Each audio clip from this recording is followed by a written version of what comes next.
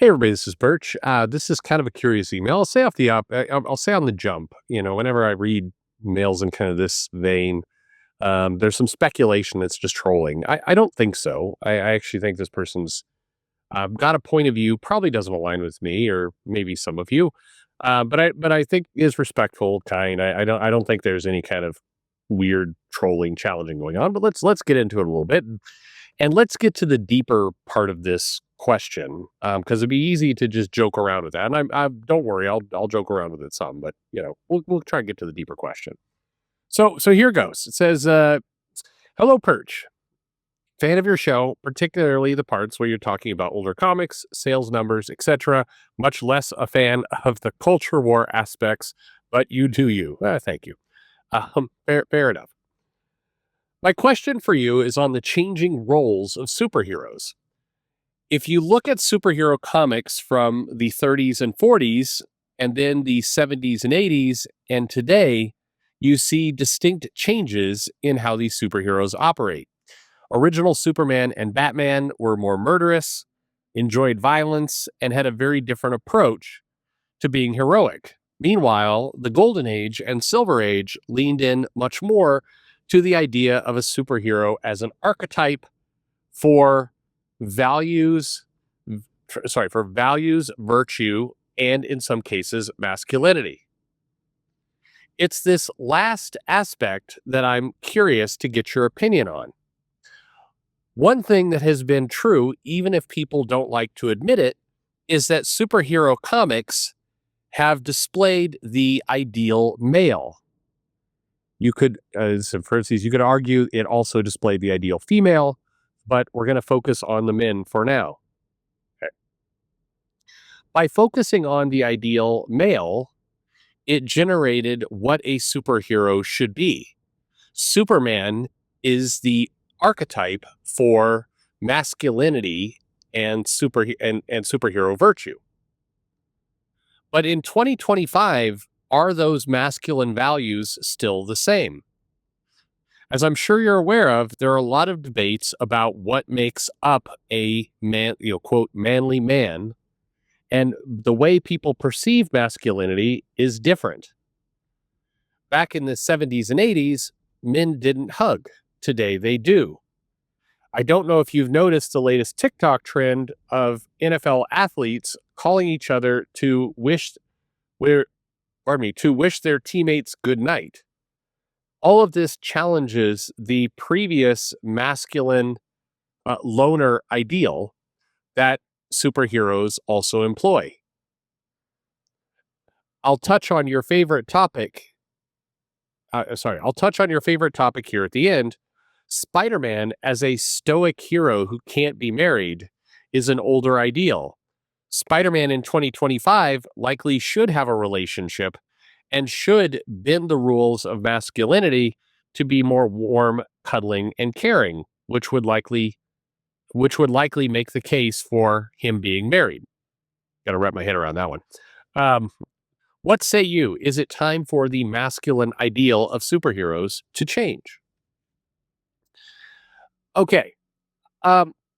Without stepping too much into other kind of cultural aspects here, I'll give you my point of view. And I don't know if any of you agree or disagree, but my point of view is that the definition of a man or woman, frankly, and what makes up a masculine man or a feminine woman has changed a lot less than, if you watch the media, than you're led to believe. I see the articles. Do you see the men are cuddling now? No, they're not. No, I have you CNN? I think ran this article. To be a man, it involves cuddling. No, it doesn't. Like that. No, I'm sorry. I'm around and work and and friends with lots and lots and lots and lots and lots of men. I can tell you, there's not male cuddle sessions going on at my age or younger ages or older ages. It's not a thing. And one way this isn't a thing is that popular media, like for example, in the Thunderbolts, you didn't have a scene where, at the end when the Thunderbolts are chilling in the new headquarters, you don't have like Red Guardian spooning Bucky and just chillaxing there on the couch. You don't go into Walmart or Target and see cuddle blankets for men, and by the way, none of this is straight or gay or any of that. It's just the idea that, hey, the definition of men has changed, and now, to be a man, you cuddle. No, that's absurd.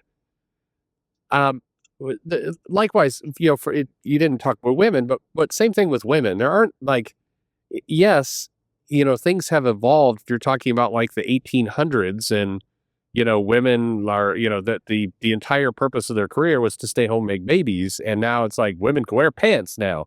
Yeah, there's been those kinds of changes, but it's not. I mean, this gets into the kind of the absurdity of I no longer know what a woman or a man is, and I don't know. There's another study that's out right now. It's says there's like Pew Research says that a growing number of American men, like 25% of them, they no longer know what being a man means. And I'm like, I doubt that. I'm sorry, I'm gonna doubt that data.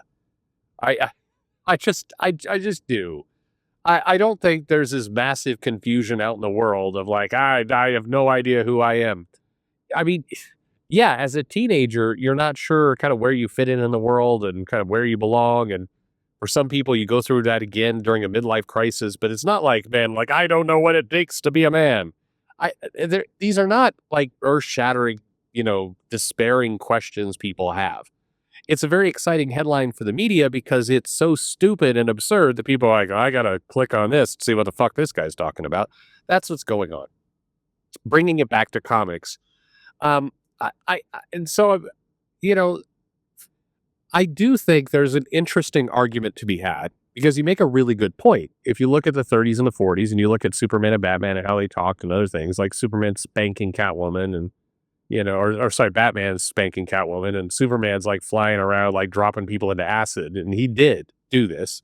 Or I don't know if he dropped, like there's a scene, and you usually just see the last panel where like a criminal has fallen into acid and is dead, and Superman's looking down on him like, well, that's the tough shit for him. I mean, it's just a more gruff Superman, and you could argue, and I think you'd have a good point that it fit the ideas of a 1930s, 1940s kind of World War II era.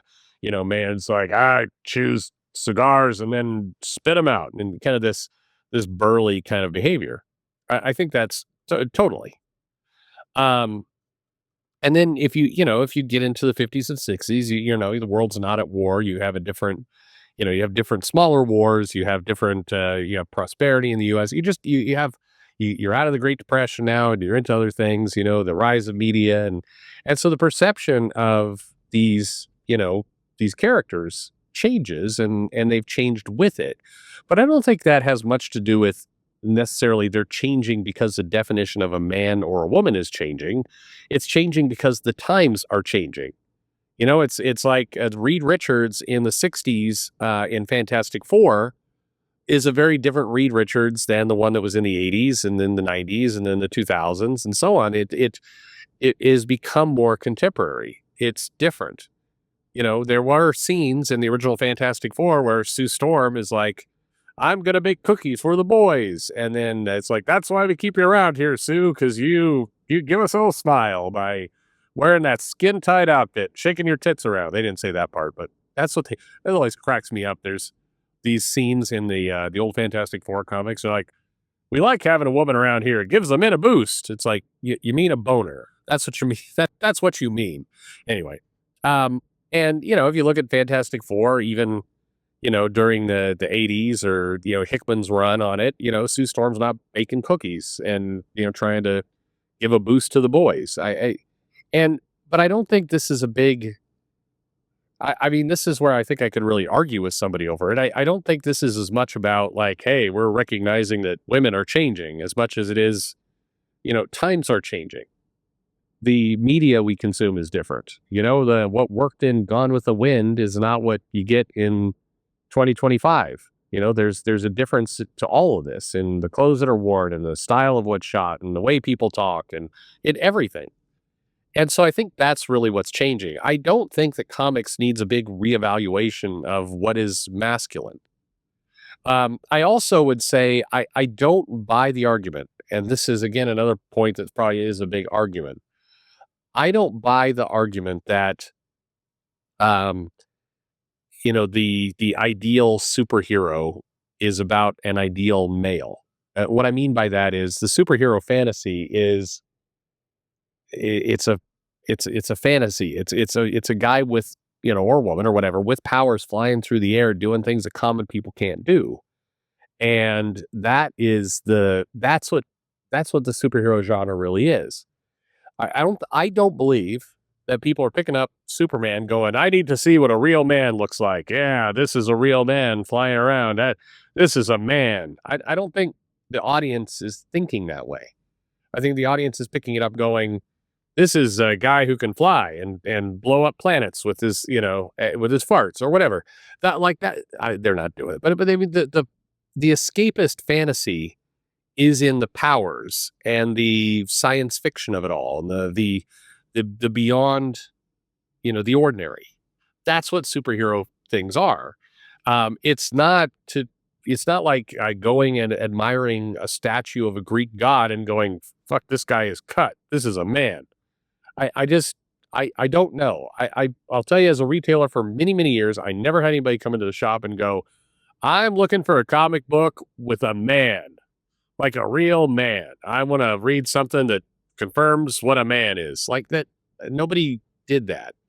So I think comics change and people change and behaviors change and dialogue changes and the depiction of men change.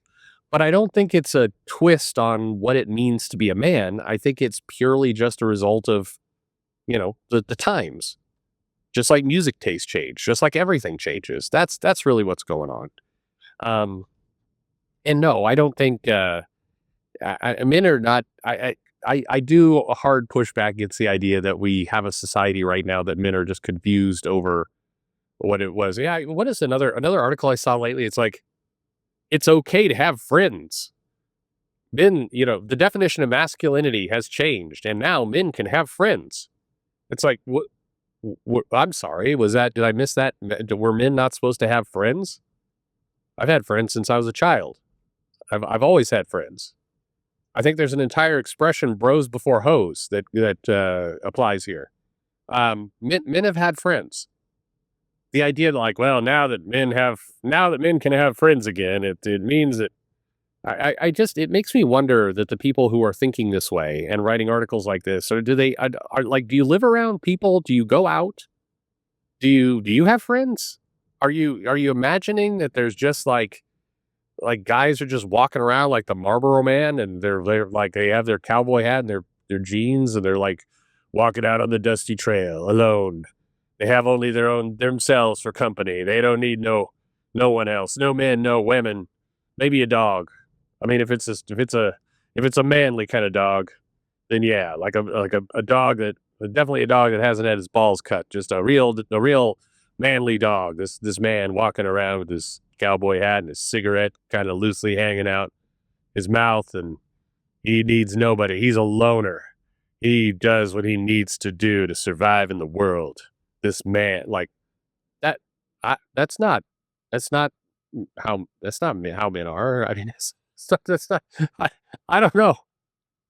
I well, whatever. Bros before hoes, right? Uh, anyway.